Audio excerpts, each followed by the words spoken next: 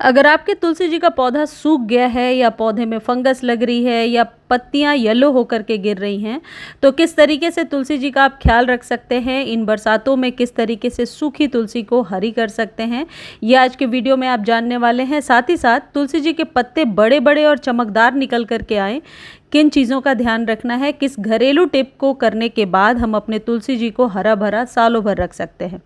क्योंकि ये एक धार्मिक पौधा है तो इसका सूखना भी अच्छा नहीं माना जाता, और तुलसी जी जितनी ज़्यादा हरी भरी रहती हैं हमारे घर में, ऐसी मान्यता है कि उस घर में प्रोस्पेरिटी बहुत ज़्यादा होती है। खैर, किताब से पढ़कर ये बात मैं आपको बता रही हूँ।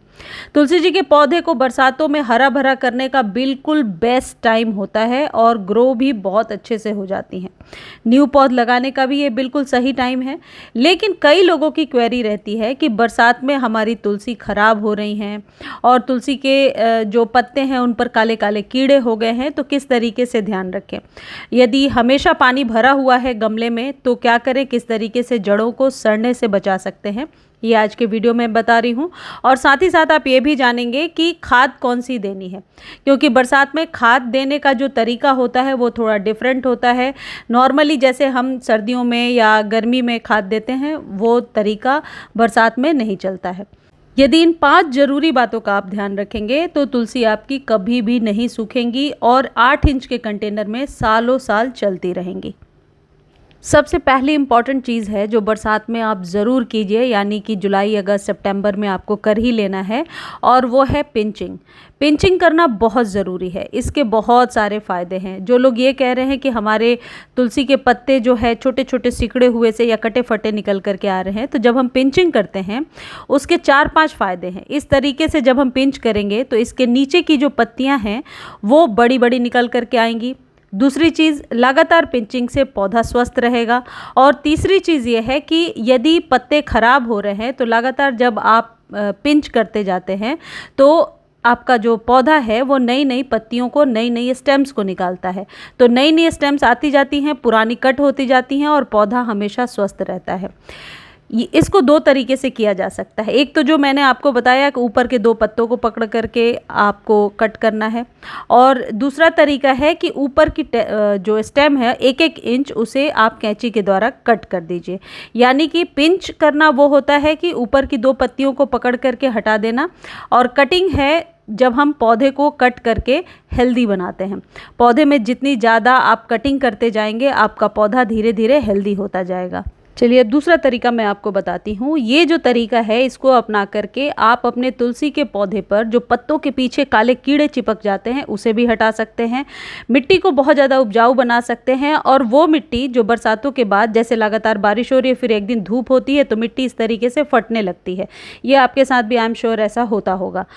ये नेचुरल प्रोसेस है। यदि जड़ों के पास हमेशा पानी है और आपके गमले की मिट्टी सूख ही नहीं रही है तो समझ लीजिए कि ड्रेनेज होल जो गमले में हम पौधा रोपते समय रखते हैं वो ड्रेनेज होल भर चुका है। तो बरसात एक दिन भी यदि ना हो, जैसे हमारे यहाँ आज और कल बारिश नहीं हुई है, तो मिट्टी देखिए कुछ इस तरीके की ड्राई हो गई है। तो ये वाला हल्दी का छिड़काव करने के पहले आप गुड़ाई ज़रूर करेंगे। गुड़ाई कर लेने से एक तो ऊपर से काईनुमा चीज़ जो जम जाती है अक्सर लगातार बारिश की वजह से, वो हट जाती है, और दूसरी चीज़ जड़ों तक एरिएशन भी जाने लगता है।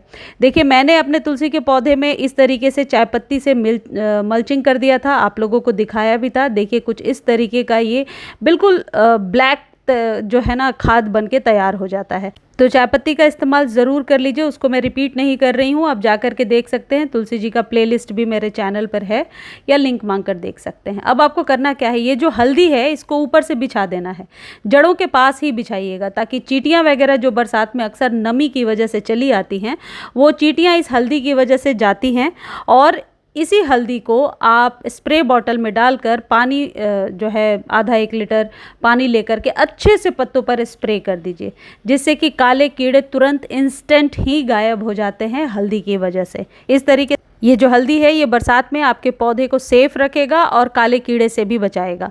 यदि आप न्यू पौध लेकर के आ रहे हैं तो उस पर भी हल्दी का स्प्रे कर सकते हैं। 1 चम्मच हल्दी को पानी में डालना है और 1 लीटर या आधा लीटर अपने अकॉर्डिंग आप पानी ले सकते हैं और उससे अच्छे से स्प्रे कर दीजिए। ऐसा करके आप अपने नए पौधे को भी सूखने से बचा सकते हैं और पुराने पौधे को तो बचा ही सकते हैं।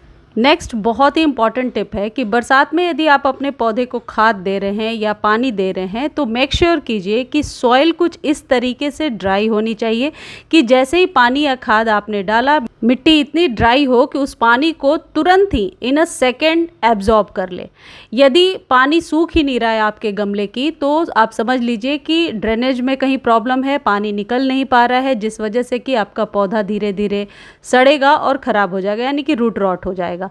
तो इस बात का ज़रूर ध्यान रखिए। बरसातों में ऐसा नहीं है कि पानी नहीं देना है। मान लीजिए 2-3 दिन बारिश नहीं होगी और मिट्टी बहुत ड्राई हो जाएगी तो पानी या खाद तो देनी ही होगी, लेकिन कुछ इस तरीके से टेक्सचर सॉइल का होना चाहिए और इतना ड्राई होना चाहिए कि soil should be very very dried कि आप जैसे ही पानी डालते हैं ये एब्जॉर्ब कर ले। चलिए अब मैं आपको बताती हूँ कि खाद कौन सी देनी है।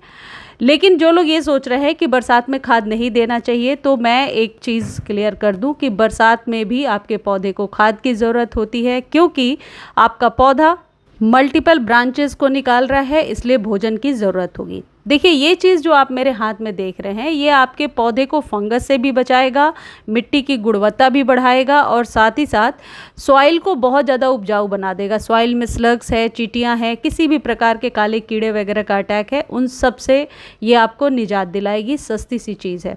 जब भी मैं इसका इस्तेमाल बताती हूँ बहुत लोगों को फ़ायदा होता है, लेकिन सिमिलरली बहुत लोग ये लिखते हैं कि राख कहाँ मिलेगा, राख हम कहाँ से लेकर आ सकते हैं। इसलिए मैं वो पूजा वाला दिया ही लेकर के आ गई हूँ कि ताकि आपको समझ में आए। ये अगरबत्ती वाली ही राख है।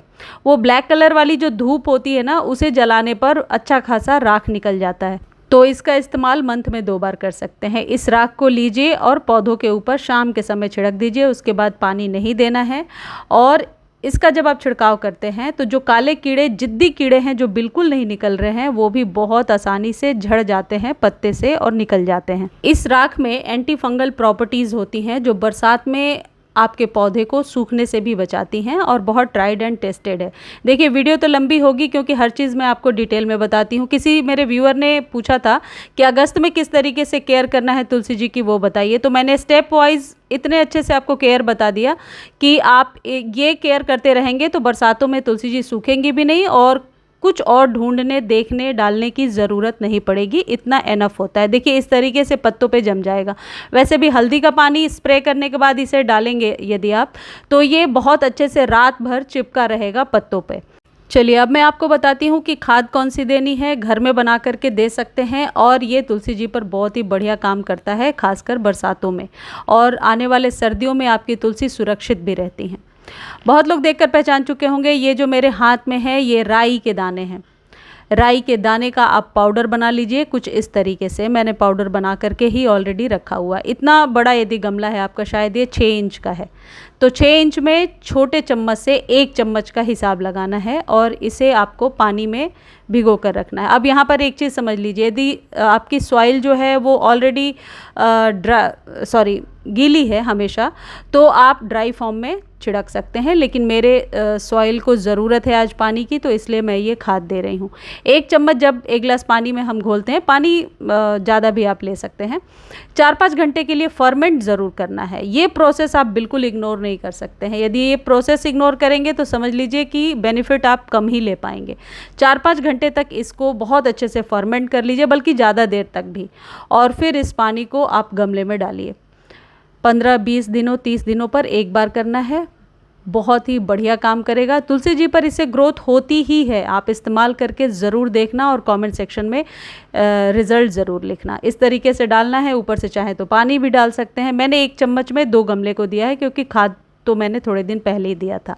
अब जो लोग ये नहीं कर सकते हैं वो वर्मी कंपोस्ट डाल दीजिए या नीम खली डाल दीजिए। नीम खली भी तुलसी जी पर बहुत ही बढ़िया काम करेगा। अगस्त, सितंबर, अक्टूबर तक इसी तरीके से आपको तुलसी जी की केयर करनी है, और बहुत ही बढ़िया यदि खाद अभी आप देंगे तो सर्दियों में कभी नहीं सूखेंगी आपके तुलसी जी। चलिए, मुझे उम्मीद है मेरे द्वारा दी गई ये जानकारी आपको अच्छी लगी होगी। जानकारी अच्छी लगती है चैनल को लाइक, शेयर, सब्सक्राइब कीजिए। इसी तरीके के इन्फॉर्मेटिव वीडियोस के लिए आपको मेरे से जुड़े रहना चाहिए, और आप प्लीज़ फेसबुक पर देख रहे हैं तो शेयर कर दीजिए और फॉलो ज़रूर कर लीजिए। धन्यवाद।